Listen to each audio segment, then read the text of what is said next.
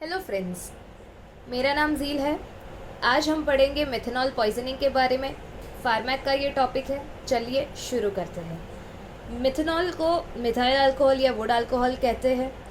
ये दो रीजंस की वजह से हो सकता है। First, mixing of methylated spirit with alcohol beverages by bootleggers. Bootleggers मतलब वो लोग जो इलीगल गुड्स का ट्रांसपोर्टेशन करते हैं।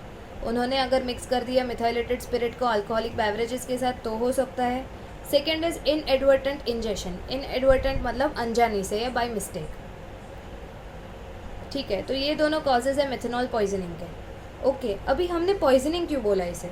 पॉइजनिंग बोला दैट मीन्स कि इसके मेटाबोलाइट्स या ये खुद बॉडी में जाके कुछ ना कुछ ऐसी चीज़ें करेगा या कुछ ऐसे सिम्टम शो करेगा जो हमारी बॉडी नहीं चाहती।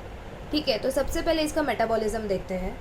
जैसे हमने नॉर्मल केमिस्ट्री पढ़ी है तो इसमें दिखाया है कि अल्कोहल को ऑक्सीडाइज करते हैं तो एल्डिहाइड बनता है, एल्डिहाइड का ऑक्सीडेशन करते हैं तो एसिड बनता है, कार्बोक्सिलिक एसिड। सेम ये चीज़ ही हमें फॉलो करते जाना है। मिथाइल अल्कोहल को ऑक्सीडाइज करेंगे तो फॉर्मल्डिहाइड बनेगा, फॉर्मल्डिहाइड को ऑक्सीडाइज करेंगे तो फॉर्मिक एसिड बनेगा। ठीक है, यहाँ पे लिखा हुआ है methyl alcohol in presence of alcohol dehydrogenase gets converted into formaldehyde. Formaldehyde in presence of aldehyde dehydrogenase converted into formic acid. Formic acid का further metabolism folate dependent enzymes के थ्रू होता है। ठीक है, चलिए, तो मिथेनॉल जो है वो कन्वर्ट हो गया फॉर्मल्डिहाइड में, फॉर्मल्डिहाइड बन गया फॉर्मिक एसिड। अभी ये दोनों जो प्रोडक्ट्स है फॉर्मल्डिहाइड और फॉर्मिक एसिड, ये दोनों ही टॉक्सिक है हमारी बॉडी के लिए। ओके, ये जो इसका मेटाबॉलिज्म है ये अल्कोहल के मेटाबॉलिज्म, इथाइल अल्कोहल जो है उसके मेटाबॉलिज्म की रेट जो है वो इससे ज़्यादा है, या ये वाला जो मेटाबॉलिज्म है इसकी रेट 1/7 टाइम्स लोअर है इथेनॉल के कंपैरिजन में। ठीक है, फॉर्मल्डिहाइड क्यों टॉक्सिक है और फॉर्मिक एसिड क्यों टॉक्सिक है, चलिए वो देखते हैं। Formaldehyde it is much more reactive than acetaldehyde. Okay, ethanol जो है वो भी सेम तरीके से मेटाबोलाइज होता है। Ethanol gets converted into acetaldehyde, acetaldehyde gets converted into acetic acid. Acetic acid का क्या होता है, वो फर्दर मेटाबोलाइज हो जाता है टीसीए साइकिल में, टीसीए या क्रेब साइकिल। ठीक है, तो formaldehyde it is much more reactive than acetaldehyde. It reacts rapidly with proteins of retina causing retinal damage. Formaldehyde जो है वो रेटिनल डैमेज करता है। रेटिना हमारी आंखों में जो होता है इससे लॉस ऑफ विजन भी हो सकता है। फॉर्मिक एसिड जो है वो तो बहुत ही टॉक्सिक प्रोडक्ट है। सबसे पहले तो उसकी टॉक्सिसिटी क्यों है ज़्यादा, क्योंकि ये टीसीएल साइकिल के थ्रू मेटाबोलाइज नहीं हो सकता, तो ये अक्यूमुलेट होता जाएगा। मिथेनॉल फॉर्मल्डिहाइड में कन्वर्ट होगा, फिर वो फॉर्मिक एसिड में कन्वर्ट होगा। पर फॉर्मिक एसिड का जो मेटाबॉलिज्म है वो फॉलेट डिपेंडेंट है और वो बहुत ही स्लो है। तो इस ये जो है ये वाला मेटाबोलाइट मिथेनॉल का फॉर्मिक एसिड वो अक्यूमुलेट होता जाएगा, तो वो एसिडोसिस कॉज करेगा, वो टिश्यू डैमेज कॉज करेगा। Again enhances lactic acidosis by enhancing pH dependent hepatic lactate production. Again acidosis. Majority of toxic symptoms are largely due to formic acid. Further metabolism is slow and folate dependent. Okay, तो metabolism भी इसका slow है जैसे मैंने पहले बताया और folate dependent है। ओके, इसकी क्लिनिकल मैनिफेस्टेशंस देख लेते हैं, उसके बाद ट्रीटमेंट देखेंगे। Clinical manifestation vomiting, abdominal pain, loss of visual acuity, if pupils are dilated and non reactive, total blindness is probable. Blindness हो सकती है। ठीक है, वॉमिटिंग, हाइपोटेंशन, टेकिपनिया, ये तीनों चीज़ें एसिडोसिस की वजह से देखने को मिलेगी। वॉमिटिंग, हाइपोटेंशन मतलब बीपी का लो हो जाना, टेकिपनिया मतलब रेस्पिरेटरी रेट बढ़ जाना। ठीक है, रेस्पिरेटरी प्लस सर्कुलेटरी कोलैप्स भी हो सकता है जिसकी वजह से पेशेंट कोमा में और उसके बाद उसकी डेथ। दैट मीन्स ये बहुत ही फेटल कंडीशन है। अगर पेशेंट को ट्रीटमेंट सही टाइम पे नहीं मिली तो पेशेंट कोमा में जा सकता है और उसके बाद उसकी डेथ भी हो सकती है। चलिए, तो ट्रीटमेंट देखते हैं। First is quite dark room. Patient को डार्क रूम में इसीलिए लेके जाते हैं क्योंकि उसको लाइट से प्रोटेक्ट करना है उसकी आँखों को, वरना वो ब्लाइंड हो जाएगा। प्रोटेक्ट आइज़ फ्रॉम लाइट, तो ये सबसे पहली ट्रीटमेंट का सबसे पहला पॉइंट है ये कि सबसे पहले पेशेंट आए तो उसको डार्क रूम में शिफ्ट करो। ठीक है, सेकेंड इज़ गैस्ट्रिक लेवेज। ये तभी करते हैं जब पेशेंट ने मिथाइल अल्कोहल जो इंजेस्ट किया है वो 2 घंटे मतलब इंजेक्शन के विदिन 2 आवर्स ही वो आ गया है हॉस्पिटल में। ओके, तभी ये चीज़ करते हैं गैस्ट्रिक लेवेज। गैस्ट्रिक लेवेज का मतलब ये होता है कि उसके स्टमक में या तो नोज़ के थ्रू या तो माउथ के थ्रू एक ट्यूब इंसर्ट करते हैं और फिर सलाइन सोल्यूशन जो है वो फ्लश करते हैं ताकि टॉक्सिक प्रोडक्ट जो पेट में है ये मिथेनॉल वो निकल जाए और फिर सक कर लेते हैं। ओके, तो गैस्ट्रिक लेवेज सोडियम बाइकार्बोनेट की वजह से गैस्ट्रिक लेवेज में सोडियम बाइकार्बोनेट हम यूज़ करते हैं।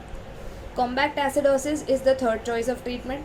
कॉम्बैक्ट का मीनिंग होता है टू फाइट, यहाँ पे टू ट्रीट ये वाले कंटेक्स्ट में यूज़ किया है ये वर्ड।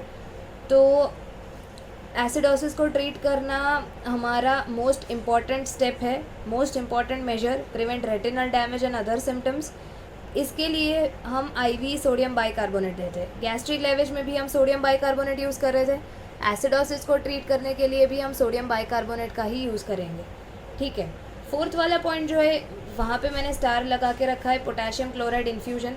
स्टार इसीलिए लगाया है क्योंकि हर बार यूज़ नहीं करना इसको। ये वाला पॉइंट या ये वाला पोटेशियम क्लोराइड का इन्फ्यूजन तभी करना है जब पोटेशियम का लेवल बॉडी में कम हो जाए, हाइपोकैलेमिया देखने को मिले, तभी ये यूज़ करना है। Only when hypokalemia occurs due to alkali therapy. ठीक है, फिफ्थ इज़ इथेनॉल। इथेनॉल जो है वो हम देते हैं पेशेंट को to treat methyl alcohol poisoning या मिथेनॉल पॉइजनिंग।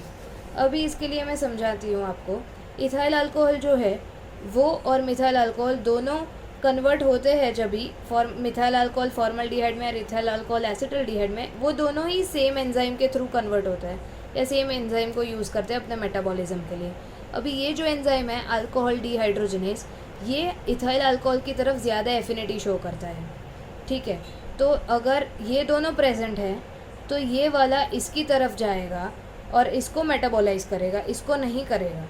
ठीक है, ये वाला जो कंसेप्ट है कि इथाइल की अल्कोहल डिहाइड्रोजनेज की एफिनिटी इथाइल अल्कोहल की तरफ ज़्यादा है, ये वाला कॉन्सेप्ट ही हम यूज़ करते हैं to treat methyl alcohol poisoning. ठीक है, ethanol it is a preferred substrate. Alcohol dehydrogenase को ये सैचुरेट कर देगा तो मिथेनॉल मेटाबॉलिज्म कम हो जाएगा या रुक जाएगा। ठीक है, इथेनॉल हम देते हैं 10% इन वाटर, नेज़ोगैस्ट्रिक ट्यूब के थ्रू एडमिनिस्टर करते हैं, IV नहीं दे सकते हम इथेनॉल को। ओके, लोडिंग डोज देते हैं 0.7 ml per kg followed by 0.15 ml per kg per आर। Maintenance of uniform alcohol concentration in blood is difficult. अभी ये दिक्कत है कि उसका कंसनट्रेशन, उसको प्लाज्मा लेवल उसका मॉनिटर करना पड़ेगा, जो कि डिफ़िकल्ट है इथेनॉल का। Ethanol it self produce intoxication and it can produce hypoglycaemia. ठीक है, तो ये सारे इसके डिसएडवांटेजेस है, इसीलिए हम इसको कम यूज़ करते हैं या अभी तो नहीं यूज़ करते। Sixth is haemodialysis, clears methanol as well as its toxic metabolite formate मतलब फॉर्मिक एसिड। ठीक है, सेवेंथ फॉर्मिपिजोल, ये हमारा ड्रग ऑफ चॉइस है for methanol poisoning. Okay, fomepizole उसका केमिकल नेम है 4-मेथाइल-पायराजोल। It is a drug of choice for methanol poisoning. अभी फॉर्मिपिजोल को ड्रग ऑफ चॉइस हमने क्यों बोला, ये क्या करता है पता है? मेन दिक्कत क्या थी, फॉर्मल्डिहाइड और फॉर्मिक एसिड का अक्यूमुलेशन। मिथेनॉल जब भी कन्वर्ट हो रहा था इन दोनों में और ये लोग अक्यूमुलेट हो रहे थे तो वो और टॉक्सिक सिम्टम्स क्रिएट कर रहे थे। इसने क्या किया फॉर्मिपिजोल ने, इसने बोला कि मिथेनॉल को मेटाबोलाइज ही ना होने दे, तो दिक्कत ही खत्म, तो प्रॉब्लम ही सॉल्व हो जाएगी। मिथेनॉल भले ही कितना हो पर अगर वो मेटाबोलाइज ही नहीं होगा तो वो टॉक्सिसिटी क्रिएट ही नहीं कर पाएगा। तो ये क्या करता है, ये अल्कोहल डिहाइड्रोजनेज जो एंजाइम है जो मिथेनॉल को कन्वर्ट करता है फॉर्मल्डिहाइड में, ये ना इसको ही इनहिबिट कर देता है, तो आगे मेटाबॉलिज्म ही नहीं होता। ठीक है, तो fomepizole it inhibits alcohol dehydrogenase enzyme, it is an inhibitor of alcohol dehydrogenase. ठीक है, इसके एडवांटेजेस देखते हैं over ethanol. Longer T half, lack of inebriating action. Inebriating मतलब अल्कोहल लाइक सिम्टम्स।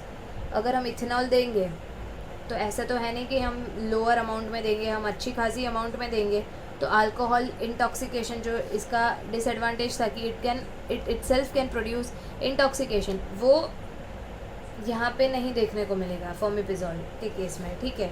और आईवी डोसेज फॉर्म भी हम दे सकते हैं, तो ये बेटर ड्रग है, ये ड्रग ऑफ चॉइस है मेथनॉल पॉइजनिंग में, ठीक है। इसके साइड इफ़ेक्ट्स है burning pain in infused limb, headache, nausea, taste disturbance, hypotension, okay. Last is folate therapy. Folate therapy क्यों? क्योंकि हमने सबसे पहले देखा था कि ये जो है फॉर्मिक एसिड जो है उसके मेटाबॉलिज्म, फॉर्मिक एसिड का अगर मेटाबॉलिज्म करवाना है तो फॉलेट डिपेंडेंट एंजाइम्स की ज़रूरत पड़ेगी। तो अगर हम फॉलेट थेरेपी यूज़ करेंगे तो क्या होगा कि जल्दी उसका मेटाबॉलिज्म हो जाएगा।